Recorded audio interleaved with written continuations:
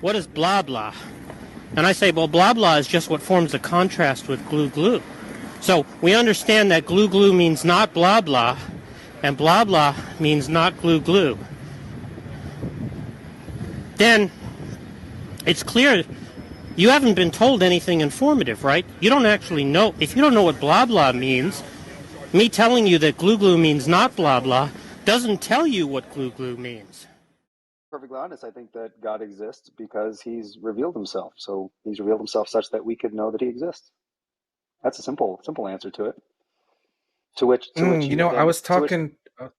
Sorry, go ahead. To which then someone could respond, well, how do we know he's revealed himself? I know we're off running into a broader discussion, but simple answer. Oh no, that's the wrong question. That's going too fast. I had this. This was brought up just a couple days ago with Veckel, right? Okay.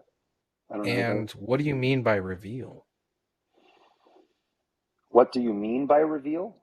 Well, to reveal something is to uncover something, or to bring to someone's attention something that would have otherwise been unknown. So God has revealed himself both in general and special revelation. And I would say let's talk about. I would say that those. So general revelation would be something like flower, right? Well, the created order. Right. Flower would be one amongst the set of created orders, correct? The flowers, the trees, the birds, and the bees, yep. Okay, so you see a flower, and then conclusion, therefore the Christian God. Can you fill in the blank? Yeah, so that scenario there actually presupposes that knowledge of God is mediate, so that it's mediated through what we observe, and then we come to a conclusion. Within the Christian worldview, the knowledge of God is both mediate, we look and see, but it's also immediate, that we have an immediate knowledge of God, given that we ourselves as human beings are an aspect of God's revelation. So I would say so you have innate knowledge, right? Innate knowledge, that's correct. Mm-hmm. Gotcha. So let's just bracket that, the innate knowledge. Let's talk about the knowledge, the other type of knowledge, right? Where you see the flower, something, therefore Christian God. Can you walk me through that?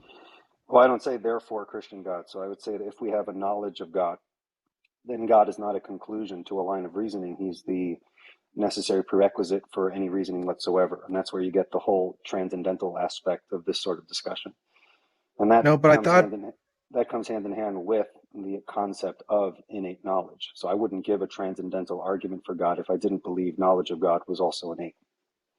Okay, but I thought I said let's bracket innate knowledge, and then I asked you about the flower, which is the not innate knowledge. And then when you answered that, you talked about innate knowledge. Sure. But I want to talk about. Go ahead. I'm sorry. I want to talk about the general revelation of a flower.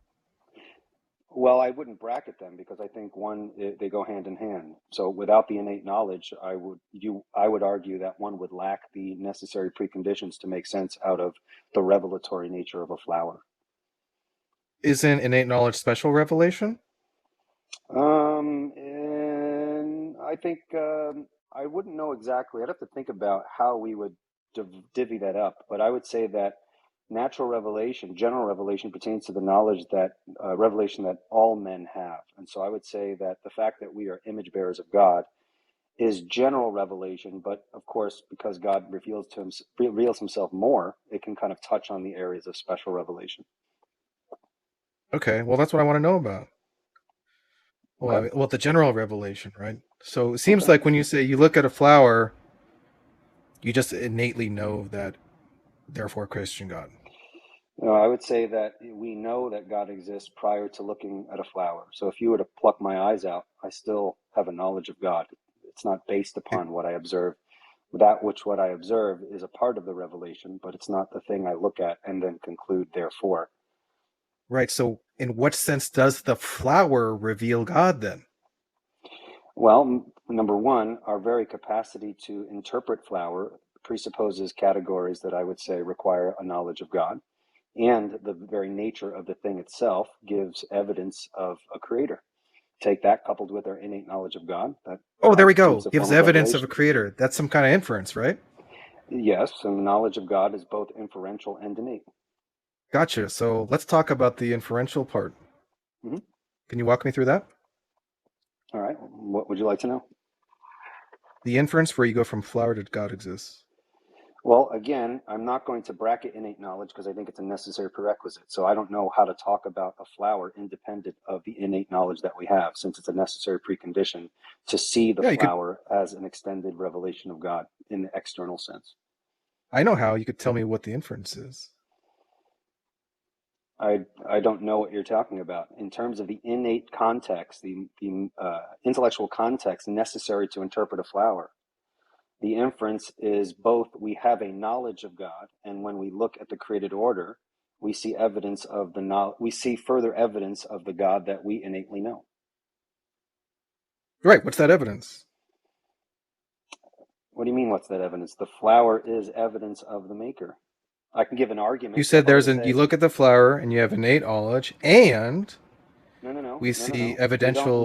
We don't look at the flower and then we have innate knowledge. We have innate knowledge in light of the fact there were image bearers of God.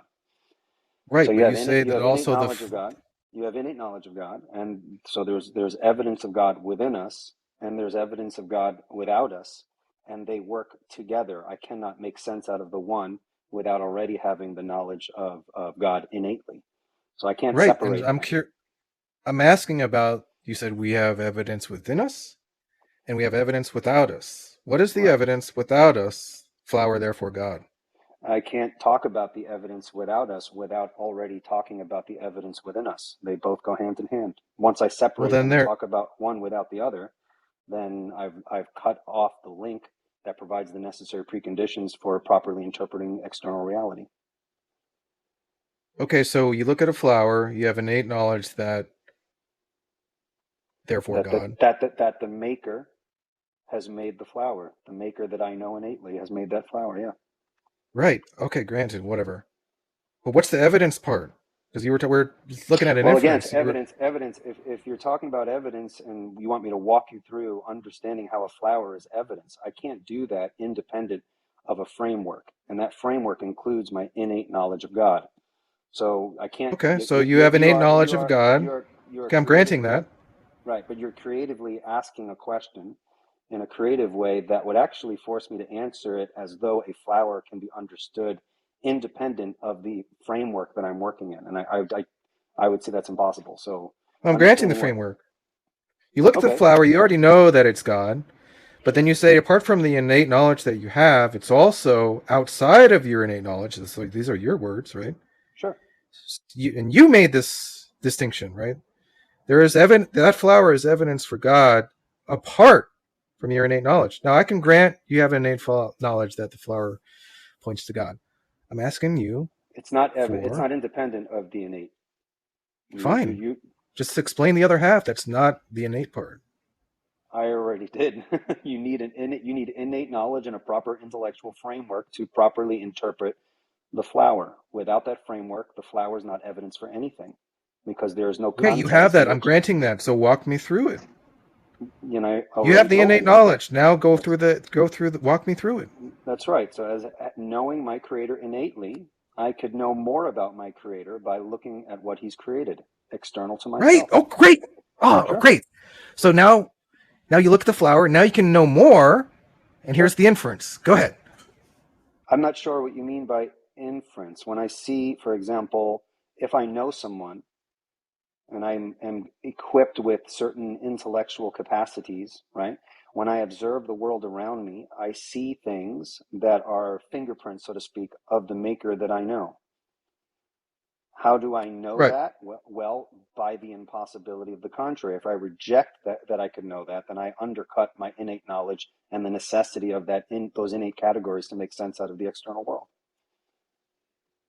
I don't see how that's one could disagree with what I'm saying, but I don't see how that's difficult to follow. It seems like you're trying to place a wedge between innate knowledge and then how the external world makes sense or is evidence for something. And I The just exact can't. opposite. I granted your innate knowledge, and you said you use that as a framework to further evidence the non-innate knowledge, Right. the So non-innate revelation. And I just don't. I'm just not hearing anything about what the inference is, how you get from flower to God. I mean, I'm granting innate knowledge as a framework. I'm just not hearing anything. Well, then the inference, then even if I were to fail to give an inference, is irrelevant to the fact that the flower is evidence, because you need the innate knowledge as a reality to make sense out of anything. So my lack of ability to explain the inference is irrelevant.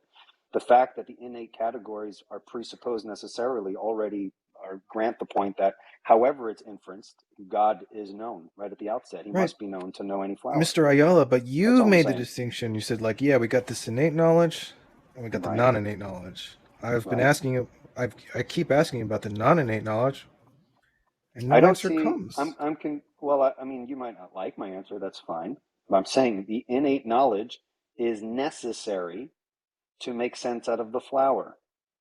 If you grant the innate knowledge, then cool. You grant the innate knowledge. You grant that in order to know a flower, I must have a knowledge of God. Okay, that's evidence enough. In other words, you can't know a flower for anything. You don't have a proper context without the God I'm saying we innately know. I don't need to give an inference, even if I'm not sure I'm understanding what you're asking. But suppose I understand what you're asking, and I don't know how to give an inference from that and answer your question. It's irrelevant to the fact that God is required to make sense out of any inference I might give. Well, I was just Wait, wondering if you go. Sorry, go. well, I was just going to Yeah, ask, it's not clear to me what you mean by evidence. So can you sort of explicate? yeah. That's another. Yeah, I guess I should have asked that question. What do you mean by evidence when you say how is the flower evidence for God? What do you think it's evidence for God? I would say that it is a data point that requires God to make sense out of. So the very fact that I can make sense out of anything is evidence is the God I know innately. So when you say evidence, though, I don't mean evidence purely in like an empirical way. Because if I'm talking about transcendental categories as evidence, they're non-empirical forms of evidence, namely transcendental necessities.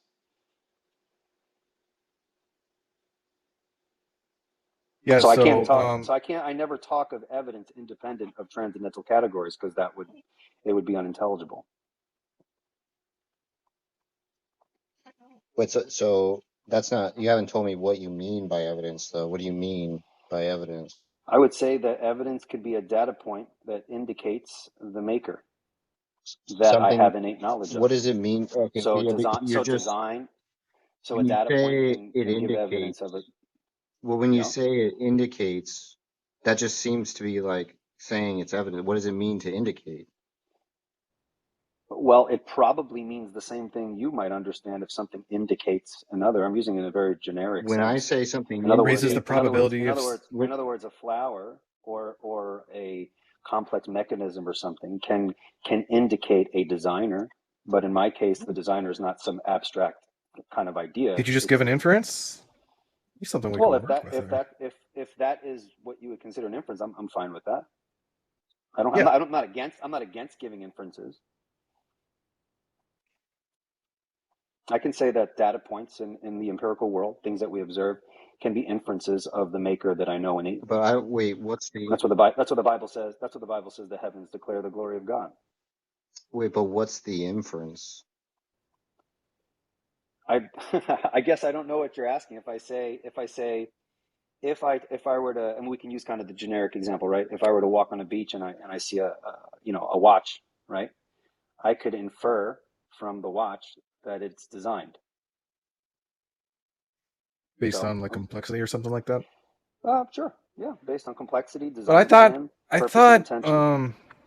I thought originally. I mean, I can kind of see what you're trying to say, but But by the way, kind before of you thought. continue, that's really all I mean by like, if I'm understanding correctly, right? So when I make an inference, I can infer based upon other categories that I have, categories of design and purpose and teleology and things like that. But go ahead. I'm sorry.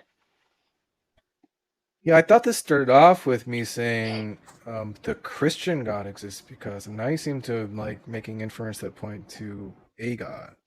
Nope.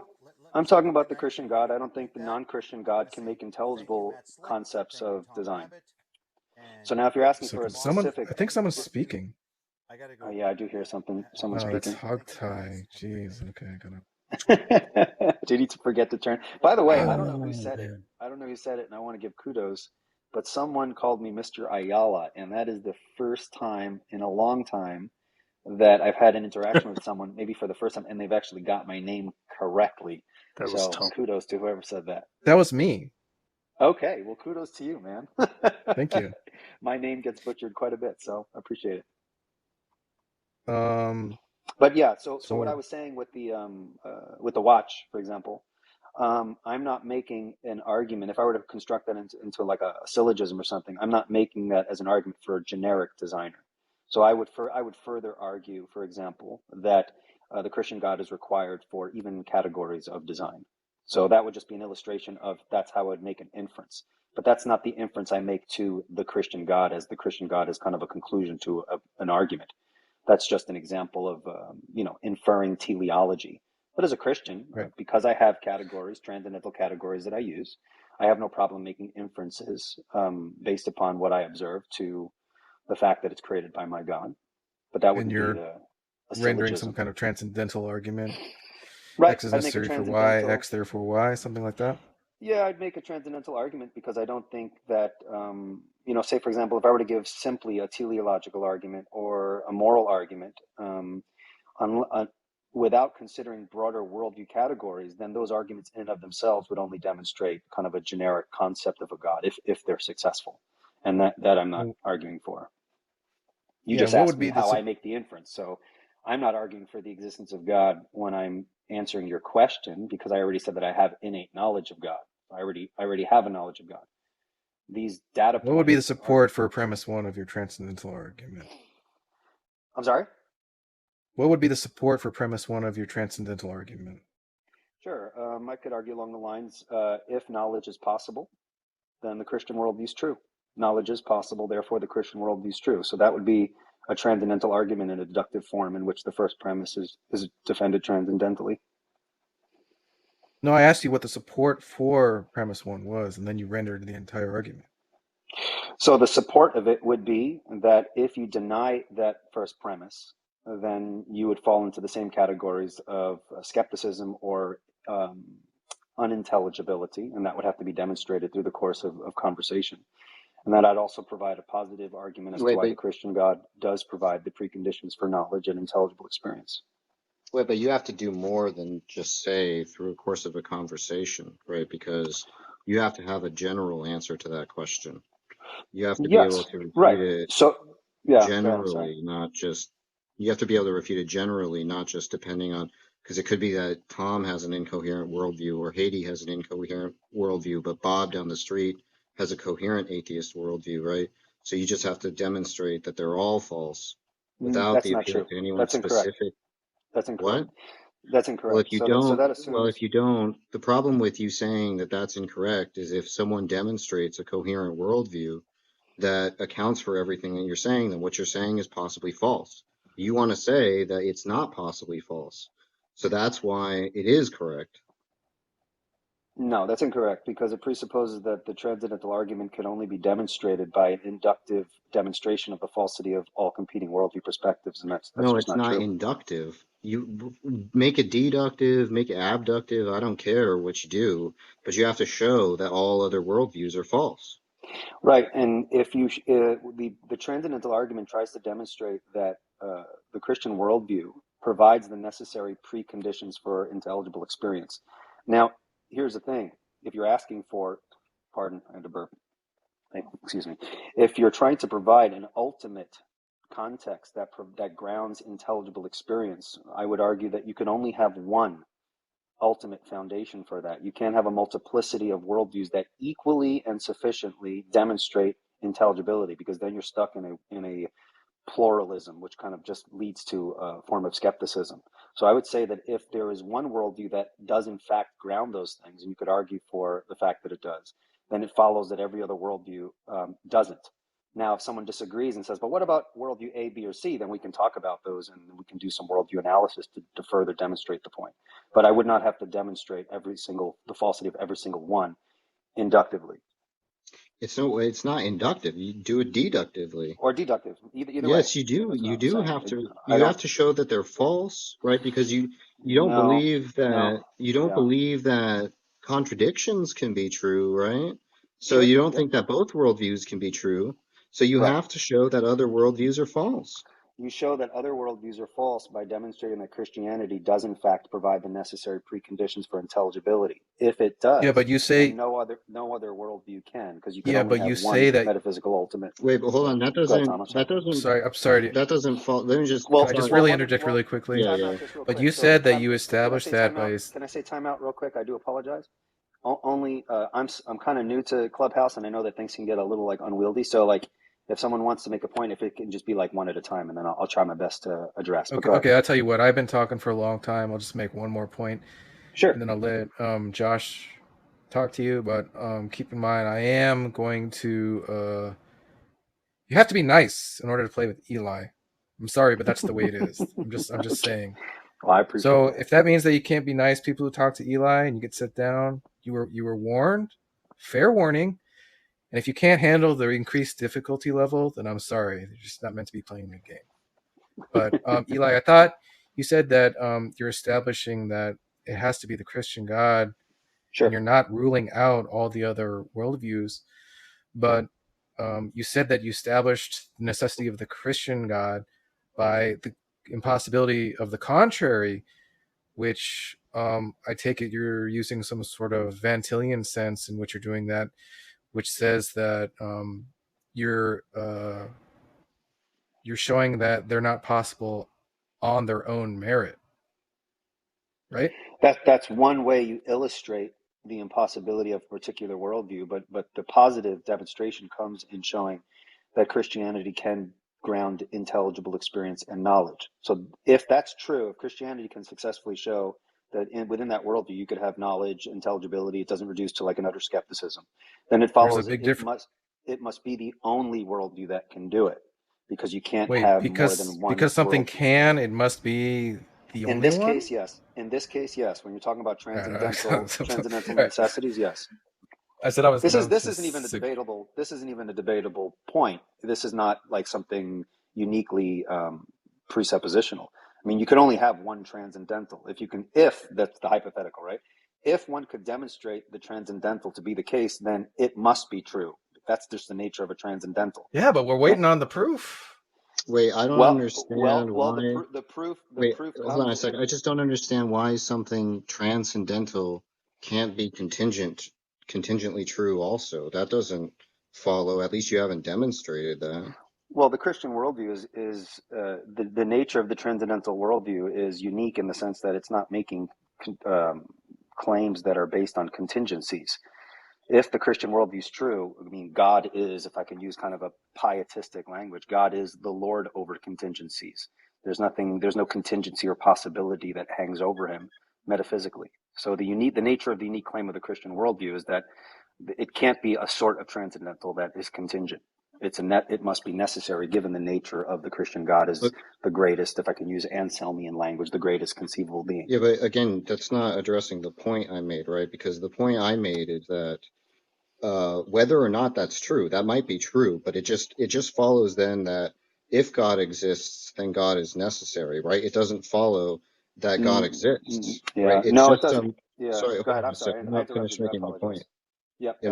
Yeah. So the point I was making is for something to be transcendental, all that means is it provides the necessary precondition for something or other, right? On this view. Now, it doesn't follow that because something provides the preconditions for something or other, that therefore that thing is necessary. That just straightforwardly doesn't follow. It's a non sequitur. Now, you might be able to give an argument for that, but I've yet to see such an argument, right? So it could be the case that in one possible world, X provides the necessary preconditions for knowledge and intelligibility and what have you, and in another possible world, Y provides the necessary preconditions for knowledge, intelligibility, and whatever, right? And so that's not going to be sufficient for you to say that the Christian God is the only way. You have to show that the other those other possibilities are in fact impossible. You have to argue that they're contradictory or something. Well, you're presupposing that there are possibilities that stand over God. The nature of the Christian claim is that God is the necessary precondition for any hypothetical or contingency in any possible world. Yeah, but I'm asking saying. So for the if you were to argument say, for that claim. I'm sorry? Yeah, but I'm asking for the argument for that claim. Well, the argument is demonstrated in the fact that the Christian worldview, given special and general revelation, the nature of the creator and the created order, and the fact that God has revealed himself, right? We could know God's revelation, and that is demonstrated to be true that in rejecting it, one's worldview is reduced to skepticism or absurdity.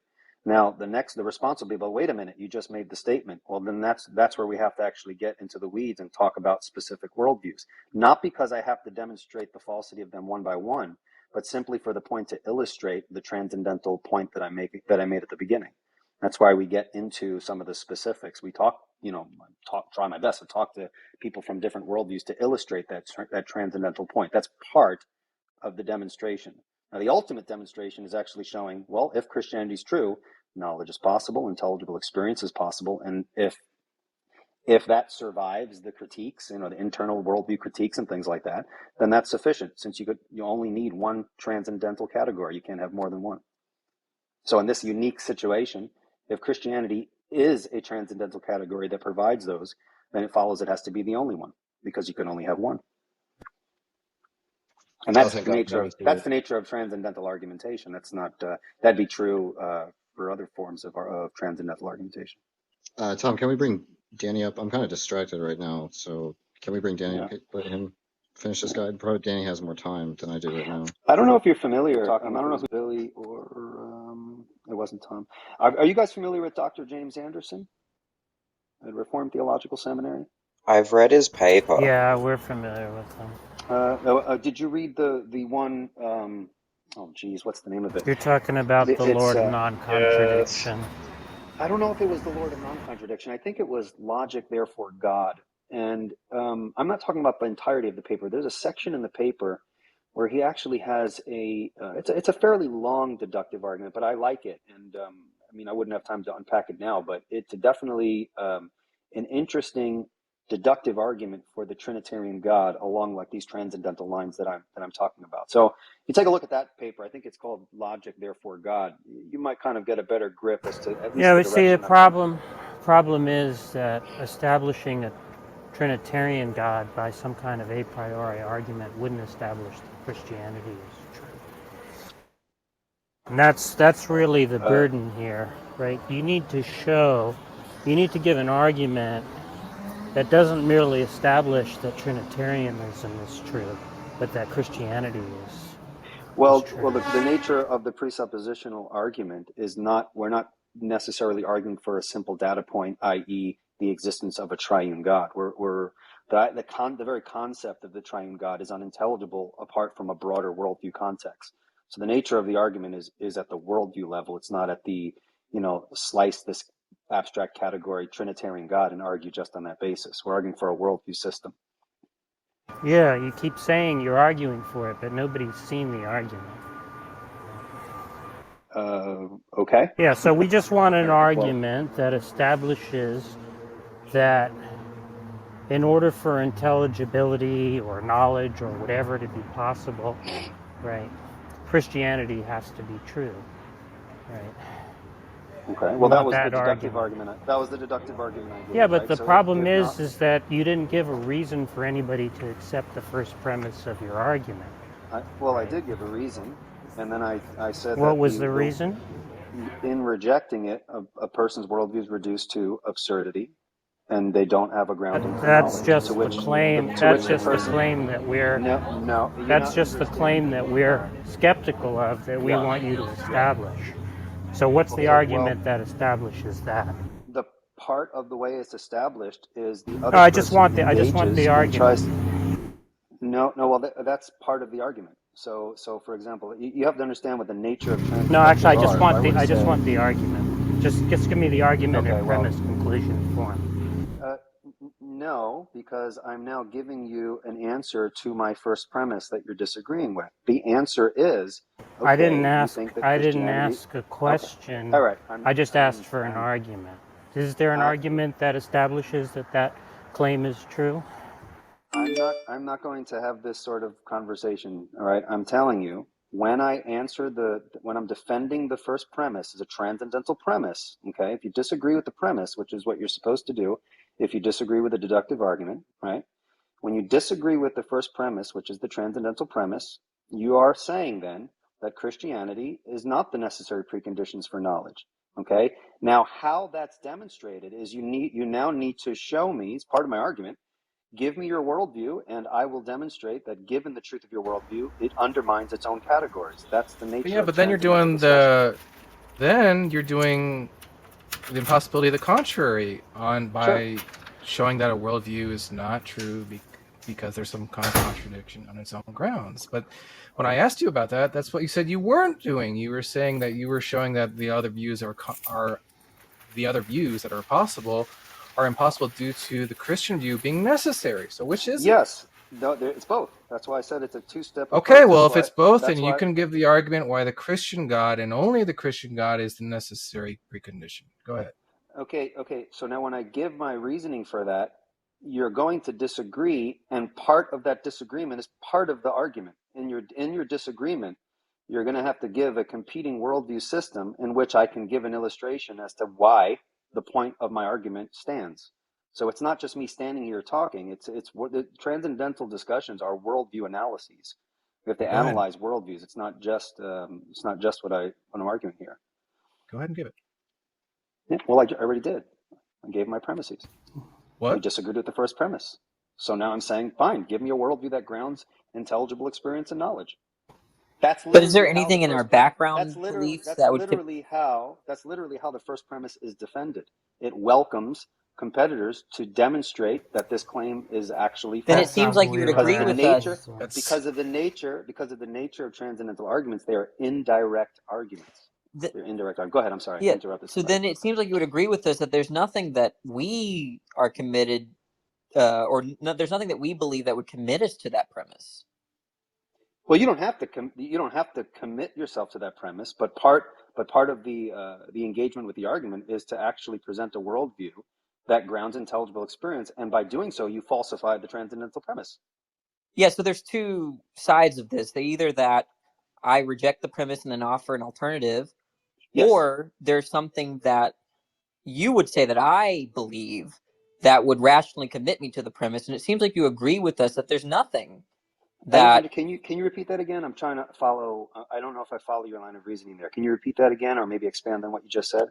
Yeah, so it seems like the dialectic shifts to either me giving you my view, and then I could be Okay. right or wrong about that, and that's what Josh Mm-hmm. kind of highlighted. Just because I might give you an incoherent position doesn't mean that all things that are non-Christian worldviews are That's false. correct. There's that direction, but That's then there's the correct. other direction that there's a question about whether you and I agree that whether there's anything I believe that would commit me to that premise in question. Seems like you agree with us then that there's nothing that you can offer to support the premise or that such that we would be committed to the truth of that premise. Well, again, when you're talking about committed to the truth of that premise, that's going to be very subjective. I mean, there are people who aren't committed to all sorts of premises that are perfectly valid and true. Yeah, but I guess the question is, when we ask for the argument of that premise, what we're asking for is there any line of reasoning that you could give us such that we would be committed to the truth of that premise? And it seems like you're suggesting that you don't have such a thing. Well, I mean, okay, so the nature of transcendental arguments, we can take, for example, an item in which we agree and ask what the necessary preconditions for that item is. And that's precisely what the nature of the argument does. It's asking, for example, if I were to say X is the item we agree on, then we ask what are the necessary preconditions for X. I think that's fair. So I think we're talking about a different premise. You Okay. said that Okay. the premise in question was that to reject the initial argument, initial premises of the argument, our worldview amounts to absurdity, and that's what we're skeptical of. And it seems like you're saying that you don't have any line of reasoning to provide as to commit us to the truth of that premise. Well, my invitation is to demonstrate that premise is wrong, because that's the way it's shifting the illustrated. burden. So it's not shifting the burden. It's not shifting the burden of proof for the reason We're just that asking you. We're just Tom asking you whether there's an argument that supports the claim or not. And that's just a yes or no question. No, it's not a yes or no question, because the nature of transcendental arguments is indirect. Now, I told you that if God exists and he reveals himself, he can reveal himself such that we can have a knowledge of his existence through general and special revelation. Okay. We have coherence. We have a worldview context in which individual data points have coherence as they reflect God's creation, his purpose, his intentions for facts and the meaningfulness of facts. That within Sorry, is that an worldview, inference? within the Christian worldview, that makes sense out of knowledge. Yeah, but is it an inference? That's what I'm just trying to get clear on. Is that an inference in support of the claim? That is my claim. That is the nature of my claim. I'm not asking about the claim. I'm asking if there's an inference that supports it. Yes, well, the thing that I'm inferring is the transcendental necessity of the point I'm making, which again is why I'm asking. If you disagree with that point, I'm asking then why doesn't someone present a worldview that actually combats my first premise? That's the way I'm defending my first premise. The point of my argument is to show, yes, give a competitor and we can talk about worldview analysis. Yeah, okay, but that's so one of the just ways to be it's clear, defended. is that there is an inference in support of the claim? I'm not sure what you mean. Well, see, I've asked that question multiple times now. And I'm trying to understand. If you didn't understand what I meant, why did you go through that detour rather than just say, I don't know what you mean? Do you understand what an inference is? Well, if you're saying that I'm coming to a conclusion based on a data point, if that's what you mean by inference, then I guess I think I know what you're talking about. I'm trying my best to kind of understand. I know these words could be ambiguous unless they're clearly defined. If you're saying an inference that you can look at something and then infer or draw a conclusion based upon what I'm observing, I'm not sure exactly what you're asking then. Yeah, so it's some kind of rule-governed process from a set of premises to a conclusion, right? Okay. By some kind of inference rule, let's say, something like that. Okay, so if I say that the Christian worldview provides the necessary preconditions for knowledge, and then I say there's a God, he's revealed himself, the worldview that I'm espousing gives context and meaningfulness to knowledge because data points, okay, like facts, only have meaning as they relate to other facts. So there needs to be a system, a philosophy of fact that undergirds the intelligibility of interpreting data points. Christianity provides that.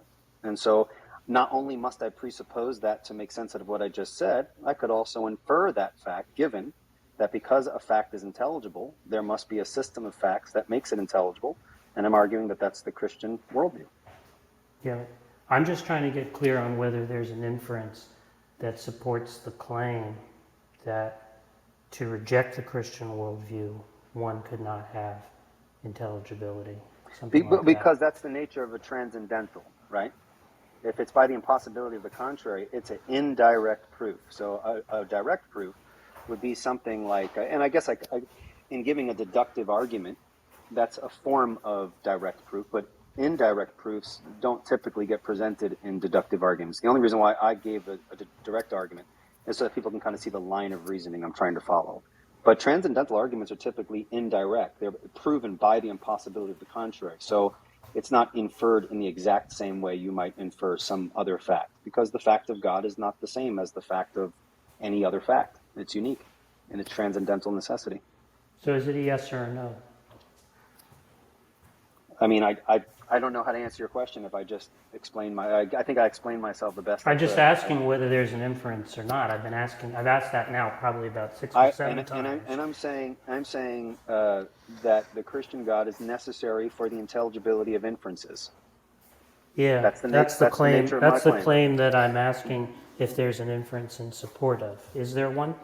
I don't know what you're asking then, and I do apologize. You don't. So you don't. So okay. So you didn't understand when I tried to explain what an inference was. You didn't understand. I thought I did, but I guess I don't. So I do apologize.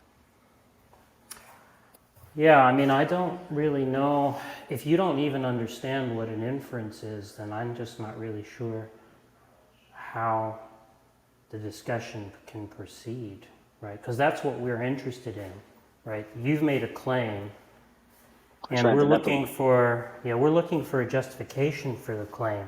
And I think the people here are only going to accept an inference as a justification, right? We're not going to accept an appeal to an intuition or something like that, right? So if you don't actually know what an inference is, it's not going to be, we're not going to see how your claim is justified, right, if you don't know how to provide an inference for it.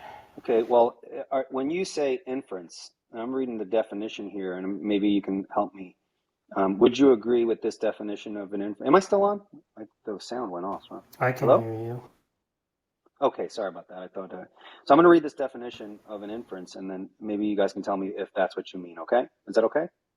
Yeah, go ahead. Okay, so an inference, a conclusion reached on the basis of evidence and reasoning. Is that what you're asking? Well, I want something more, a little bit more specific than that, right? I basically want a deductive argument, because I don't think you're making a claim that could be supported inductively or abductively, right? Because you're claiming that all other worldviews necessarily would be self-contradictory or something like that, right? Well, so, I'm saying you only have one transcendental. So if one is true, if one perspective is true, then all the other ones must be false. Yeah, so what I'm interested in is in a deductive argument, right? And so basically what I want are a set of premises that entail a conclusion by some set of inference rules, right? But if you don't actually know what those things are, right? If you don't understand what a deductive argument is, what an inference I gave a deductive rule argument, is, right? No, that's not the argument in question. Okay. Right? I was asking whether there was a deductive argument that establishes the claim that if one were to reject the Christian God, right, one could not have intelligibility or what So can I repeat something back to you, and you let me know if that's what you mean, and then I can, because again, if you're asking for a deductive argument, so for example, I gave a deductive argument. Are you asking for a deductive defense of the first premise? That's right. Ah, okay. Oh my goodness. Okay. Well, that would have made sense if someone said it that simply. So I do apologize if that was confusing. I suppose I don't know how to put it in deductive form at this very moment, but I know it has been put, and I have put it in deductive form somewhere. So that's a good point. Now that I understand what you mean, I can go back and try to formulate it, and next time I hop in the room, I could share it. Is that okay? Yeah, that's fine. But see, the thing is, we're not going to be interested in a question-begging argument. So that wasn't question. That's not a question-begging argument. There's nothing that said that was question-begging. Absolutely not. No, I didn't say there's anything you said that was question-begging. I said we're not going to be interested in a question-begging argument. Of course, right? Yeah, no one's. So if you formulate a deductive argument, it's only going to be of interest to us, right? If we accept the premises in the argument. Of course. Or if you can show us why we need to accept the premises in the argument, right? Yeah, that's fine. Of course. Yeah, no one's talking about fallaciously question-begging. But see, the thing is, plenty of people here have been familiar with presuppositionalist argumentation for a long time, and I'm talking about over 10 years. Sure. And we're not aware of there being any such non-question begging argument in the literature. Right? Well, I don't know of any question begging argument in the literature. I don't know what you're referring to. Transcendental arguments are not uniquely. You seem to think there isn't a non-question begging argument that establishes the truth of the Christian worldview that's in the philosophical literature, right? And I just don't know where it is, because there are people who've gone through, Van Til's writings and Greg Bonson's writings and so on, and they've never been able to find that argument. But you sound like you're very confident that the argument exists somewhere. Right? There is no, in the literature, there is no presuppositional argument in deductive form that's question begging. Absolutely not. Yeah, no, I didn't ask you that. I asked you where the argument is that establishes this, because you said you formulated it somewhere and it exists elsewhere. Yeah. So I'm just asking, where in the literature is it? Presumably it's in Van Til or Bonson somewhere. I wouldn't I would say the argument is summarized in Van Til. A lot of people who don't understand, a little bit that's confusing about Van Til is he comes from a continental philosophical tradition in which they're not known for formulating strict deductive arguments. That comes more in the analytic tradition. So that's why you have the difference between Van Til. It can be a little confusing if people don't know that tradition. And then you have someone like Bahnsen and James Anderson who's more analytical. So you'll probably see James more, Anderson's not a presuppositionalist. yes, so that's not going to help. No, he is isn't. a presuppositionalist. No, I know him personally. He's Okay.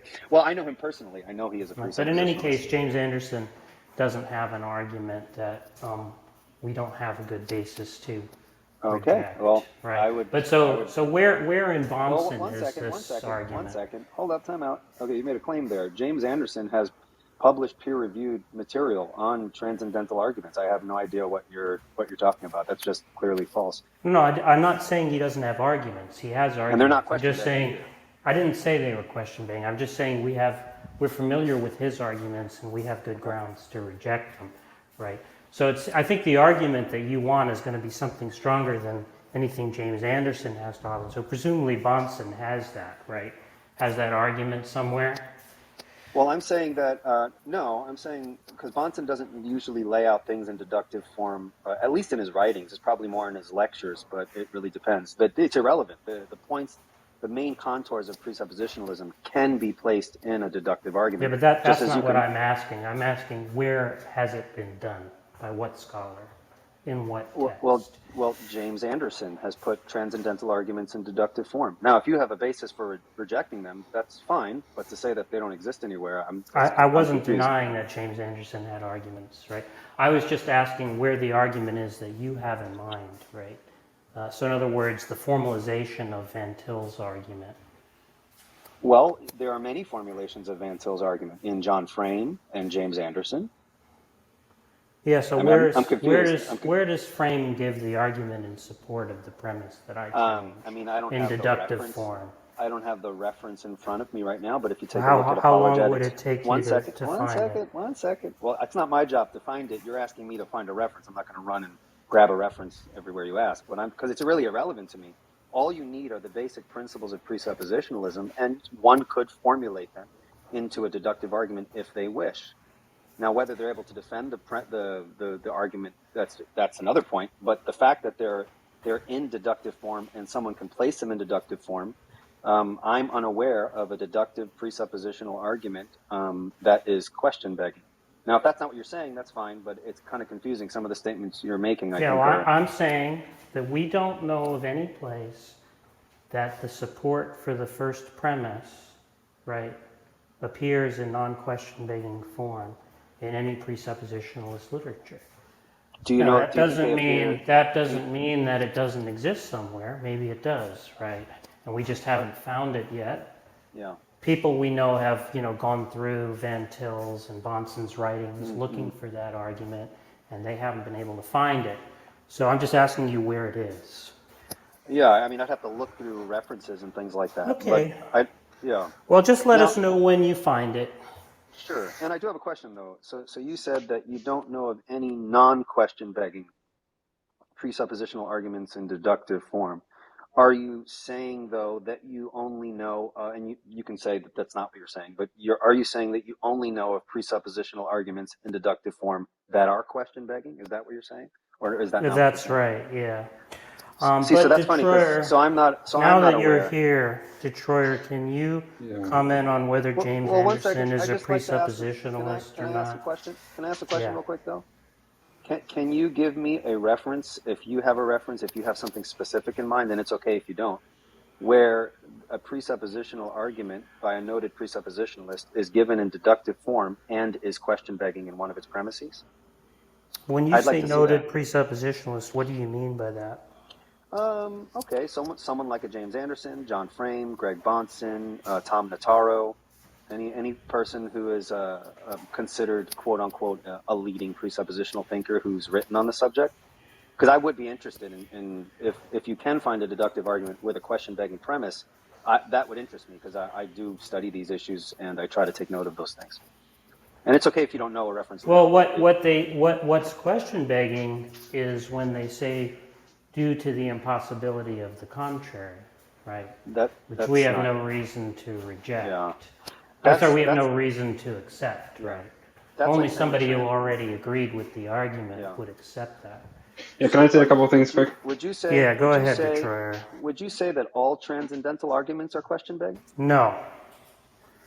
Okay, so then what you just said makes no sense, because in its form there is nothing different about a Van Tillian transcendental argument and any other transcendental argument. The form, there's no difference. The question beggingness has nothing to do with form, though. Yeah, that's I'm talking about the nature of the claim. So if you were to take, for example, a transcendental argument, you say, y is the necessary precondition for x, right? X. That's not a transcendental argument. Okay. All right. But anyway, Detroit, go ahead, say what you were going to say. Well, I was going to say something about John Frame, but he's sort of a presuppositionalist in the sense that he thinks that God is a necessary precondition for these James things. Anderson, you mean?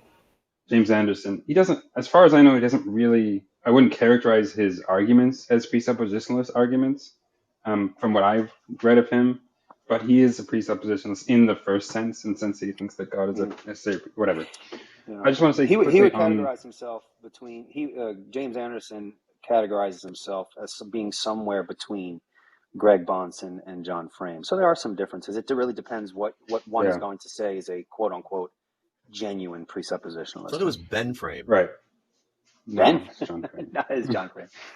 I don't know if that's a joke or... Anyway, just quickly on what the...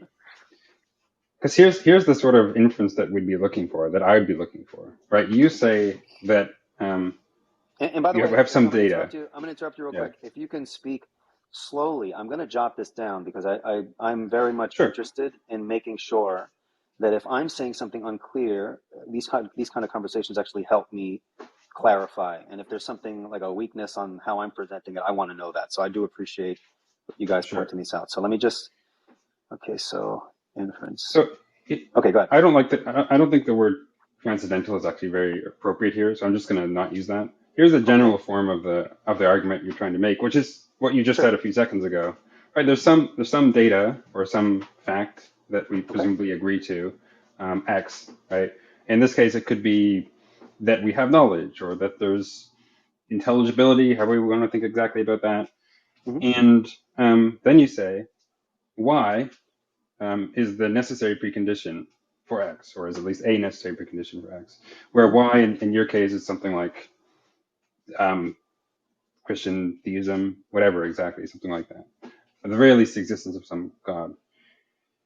And when I understand necessary precondition, that suggests to me that there's some strict logical entailment from the one to the latter. In other words, X entails Y. Necessarily, if X, then Y. Okay.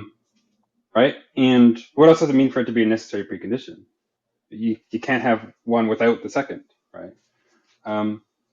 And if I'm looking for support for this conditional premise, this X is or Y is a necessary precondition for X, I'm going to look for a logical inference from the fact that X to the fact that Y.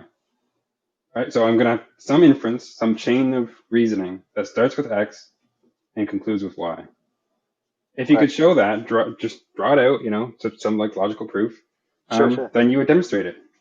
Okay, so can I make sure if I'm following you? So if we say Y is the necessary precondition for X, like, so if X is some data point like knowledge or logic or something like that, you're looking for the inference that it should be logically impossible to have X without Y, right? Okay. Yes. Okay. And so, all right. I see. I think I know what you're talking about when you say inference. So you want a line of reasoning to show that Y, for example, is in fact the necessary precondition for X. Yes, and importantly, the logical inference you can't be using other non-logical premises in your inference, because otherwise it wouldn't show that this is a logically necessary fact. So in other words, you have to start from this first premise, the certain claims characteristic of Christian theism, whatever. You could separate that into multiple premises if you want. Okay. And from that statement or set of statements, just applying standard rules of logic, inference rules of logic, you conclude, therefore, sorry, if we, let's go the other way, from the fact that we have knowledge or whatever, you can derive the characteristic claims of Christianity. So would okay, so getting back to what, I forgot who I was talking to before. So would having a deductive argument in defense of the transcendental premise of my previous deductive argument, would that be helpful in seeing the line of connection? So for example, if I were to say, if knowledge is possible, the Christian worldview is true, and you're going to say, well, wait a minute, defend that. Would a secondary deductive argument in defense of the first premise help see the line of reasoning? Is that what you're saying? It's not just that it would help it, right? It's the point. The point is that the first premise, as I understand it, requires that there is such a chain of inference, or that you could, in principle, make, right? It's saying that there is this logical connection between these two things. It's necessary, logically speaking. So that means there is some logical connection between them. And for people like myself who don't accept that, there's a logical connection of that sort. Okay. Showing the connection is going to help me, right?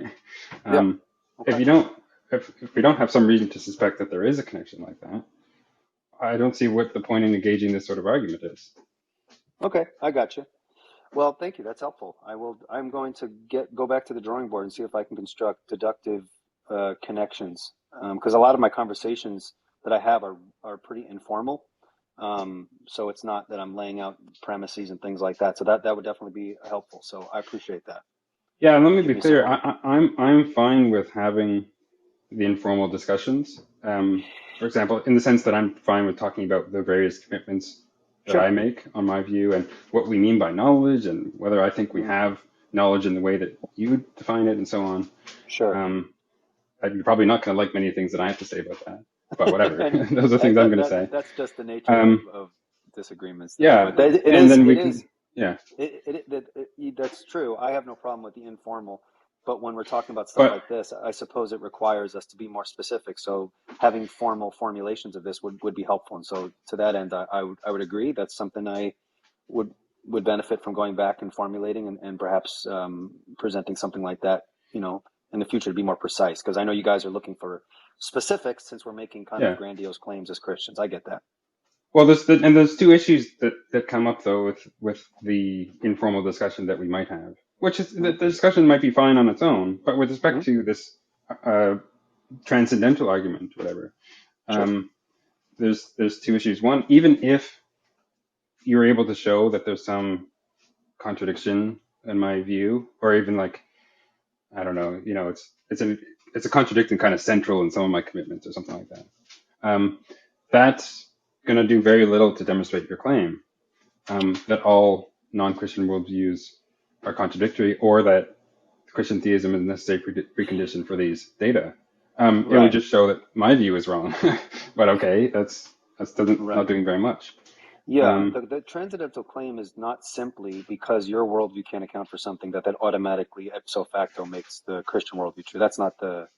But then why is that the conversation that always ensues? Right. Because that's what illustrates the point. So it doesn't. My point is that it doesn't illustrate it. Oh, okay. Right. All you're able to show is that this one view has some contradiction in it. That does little and if nothing to show your overall claim. It's not an illustration at all. Okay. All right. So in other words, you have to. What your claim would have to do is rule out not just my view, but any other worldview that doesn't make precisely the commitments you think characterize Christian theism, or whatever is the necessary precondition for so what you seem to be intelligibility saying and knowledge. Then what you seem to be saying is that the only way to prove my argument is that I inductively demonstrate the falsity of other competing views, which just completely misunderstands the nature of a transcendental argument. Transcendental arguments are not required to do that by the very nature of transcendentals. That's what I'm saying. So you're right that demonstrating the falsity of your view doesn't automatically prove my view, but what automatically proves my view is the positive case that given the Christian worldview, we can have intelligible experience. That doesn't demonstrate it either. Yes, because you can only have one transcendental, unless you're going to argue that there can be multiple transcendentals that provide the necessary preconditions, which doesn't work. But that's different though, right? It's one thing to say that on Christian theism, there can be knowledge and intelligibility. And another thing to say that Christian theism is a necessary precondition for knowledge and intelligibility. I'm saying that demonstrating the former does little if nothing to demonstrate the latter. There could be all sorts of views that are consistent with there being knowledge and intelligibility. No, that's the nature of the claim, and so that's where we say, hey, well, part of this argument is the engagement with our premise. Like, give me an example, and then we can interact with it, right? If someone says, well, I don't want to give an example, you have to prove your point. Well, I can give an argument, but I mean, you're not going to agree with the argument. You have to give illustrations where we can actually give evidence. If I can use that example, falsifying one worldview is a data point in favor of the transcendental argument, which is demonstrated on its own basis. It's of negligible support, right? In fact, I would say it measures zero. It's like nothing, right? It's like there's nothing to demonstrate your claim. So, well, but you're wrong, right? And here's why, okay. Right? So if the claim is that all other views are inconsistent with there being knowledge and intelligibility or whatever you think the data is. If you can show that this one view or whatever view I'm able to present to you doesn't accord with the data, is not consistent with the data, sure, then that's true. We could rule out some views as being possibly true. Yes. But that's not showing that all other views, apart from the one that you affirm, I agree. are such. I'm not disagreeing with that. I don't think you're understanding the basis for the truth of the transcendental argument is not the falsification of a particular non-Christian worldview. It's not what I was saying. But then what is the basis then? Okay, well, I'll repeat it again. It is the positive case that given the truth of Christian theism, knowledge and intelligibility is possible, given Christian theism. But if that's true, given the nature of transcendentals, there can only be one view. Yeah, now, of course, right. So now, of course, we can tickle the person. Well, 1 second. We can tickle the person's curiosity, but what about this view? Then at that point, we're just giving various illustrations. The illustrations don't demonstrate the point of what my positive case was. It's reinforcing that positive case. Yeah. So like the initial case I took you be saying was that, if I can show that on Christian theism there can be knowledge and intelligibility, of course I think you would agree that would be insufficient, except in light of the additional fact that there can be only one view that is consistent with there being knowledge and intelligibility. But that's just making just like burying the fact, the burden in that further claim. That's the nature of the Christian system. So when I say the Christian worldview, I'm saying that given the nature of the case, you can't have more than one transcendental, unless you affirm that you can. If you affirm that, but then that's the further claim that I'm not going to accept, and so then I'd be looking for some inference for why, if there is any view which can accommodate knowledge and intelligibility, there can be no others. Well, okay. So are you of the view then, and this will helpful to me? Mm-hmm. Are you of the view that there can be multiple transcendental categories that sufficiently ground intelligible experience? So that I don't know what a transcendental category is.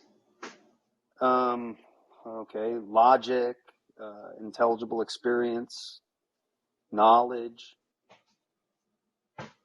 I'm not sure why. I know what the things you're talking about. I'm not sure why I call this transcendental categories. What about them?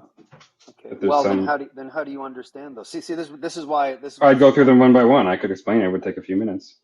Well, yes, that's fine. But I'm just saying this is why we talk about worldviews, because now we're going to be talking about these categories independent of broader worldview context. That's why I was talking about the importance of worldviews at the beginning of the discussion.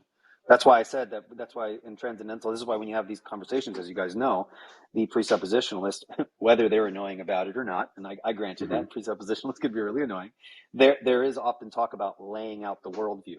And what I do see is the Christian laying out their worldview, and there's disagreement there, of course, that's the nature of the debate, but a lot of people don't show their hand in their worldview so that it can't be critiqued, so that some of those illustrations, those data points that support our transcendental claim can be shown.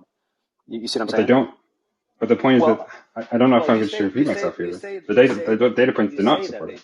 Right. Well, you say that they don't because I can explain why they don't. We actually disagree. Yeah. So it's quite trivial why they don't, right? Like, look, if I have a bag of infinitely many marbles, right, and you say at least one of the marbles is red, right? I pull out another marble, and I say at least one of the marbles is. This is a bad example. The point is, you can start again if you need to reset and explain. You want to say if you both pick out a marble and you don't open your hand, Eli, and you say like open your hand and we'll see if you have the red one, and then Detroit doesn't have the red one, and then you say aha, therefore I have the red one. That's not exactly what the analogy that I'm looking for. Well, that's pretty good though. No, I know it isn't, but I'm trying to explain why showing that one worldview is incompatible with the data does not demonstrate your claim, and in fact does little if nothing to actually demonstrate your claim. So how about this? And this will be helpful, because what I like to do on my channel is I like to the best of my ability, and I suppose I'm not the best at doing it, but to clarify various misunderstandings of presuppositionalism. So if you think that your analogy with the marbles are let me give you a better analogy with the marbles. Okay, but here's what I want you to do, because I do have to leave in like 30 seconds, and I don't know. I mean, I'm new to Clubhouse, so I'm not sure if you're able to do this, but if you can jot down your analogy through text, I'll take a look at it and talk to some friends of mine who can think logically through these things, and we'll see if we can come up with an adequate response to it. Because I want to treat your side fairly, and I want to make sure I'm properly representing where you're coming from, and I also want to be able to sharpen my ability to defend my view. So I would appreciate that after we're done here, if you can private message me just a brief little outline of the point you're trying to make, and I'll try my best to address it, maybe in a future video or something like that. Okay, I'll just say it very shortly here. Suppose you have a red marble, and you say all the other marbles are red as well. That's saying all the other marbles are red is the analog to saying that all other worldviews are incoherent or something like that. And suppose we pull out a marble and see that it's red. Okay. Well, okay, in a sense that's consistent with your claim, but there's like infinitely many, or at least a great number of other marbles in there, and showing one of them is red does little, if anything, to show that they're all red. Okay, so if you could jot that down, I do got to get going, but if you could jot that down, I will be sure to look at that, and I'll come up with a response as best I can, and maybe address it in a future video. I can't guarantee me being able to address it the next time I pop on here, because as I said at the beginning, when I pop on here, it's pretty random, and it's not like I have stuff in front of me to make sure I'm careful with how I formulate these things, and I know how that stuff goes. But if you have that point, you think that's a strong point, I don't mind looking at it and thinking about it honestly, and hopefully coming up with a response that might be hopefully satisfactory. How do we find your channel? That's fine. But again, the most important thing is the first thing that I talked about how, given the nature of the claim that you're making, this inference from if X, then necessarily Y, you should be able to draw some logical inference from the fact that there's some data, be it knowledge or intelligibility, to the fact via some set of purely logical inferences that the claims characteristic of Christian theism are true. And that's, you can give either the direct inference or some reason to think that there is going to be a true inference of that sort, because that's required by the claim. Okay. All right, that's fair. Yeah. I'll think about that. Again, I'm not a professional philosopher by any means, so sometimes I can get lost in some of the terminology, but I think I know what you're saying. But if you were to share that in a text, I'll try my best to read through it and reflect upon it and address it on my channel. How do we find your channel? Yeah, my channel's on YouTube. It's called Revealed Apologetics. Revealed Apologetics. Mm-hmm. Thank you. Yeah. If I hear you ask Darth about this and he just says, "Oh, don't listen to them, they're sophists," and you buy that, the next time I come across you, I'm going to let you know about it. Well, I don't let anyone control. You let Darth make you go soft, Eli. Darth is. I pop in, I listen. No one makes me be anything. I'm kind of my own guy, so I don't let whether atheist or whatever dictate what I say. So. Oh, just quickly for Ninja in the back channel. Yeah, for the analogy to be more analogous, I should have made the colors different. So his should have been like blue, and then saying that all the other ones are red. But this is the same point, Okay, all right. Where blue is analogy to like true or can accommodate these things, and red is analogous to cannot. Okay. Well, I'll consider that, man. I do appreciate it. And so I have to get going, but I have to say, out of all the atheists or agnostic, I don't know what everyone is, of all the rooms that I've been in which I'm most likely the only Christian, this has been the most respectable interaction that I've had. And so I appreciate it. You're welcome. Okay, no problem. All right. You've been one of the Right, better. but You've been one of the better we wanna- precepts, to be honest. Although that's Well, not a I very high appreciate bar. We want to talk to you again, though. We want to hear that non-question begging argument that you're going to go find. So please return Sure. to that. Yep, I'll try my best. I'll get back to Yes, it please. as I'm able to. All right. Please come back. Take care, gentlemen. All right. Detroit, how many blue balls did you say you had? Game over, lights out. Yeah, that's fine. You've just been completely obliterated publicly. Shut up while I'm talking, right? You've been folded like a chair caught with your pants down. Will you fucking shut him up? I want to respond.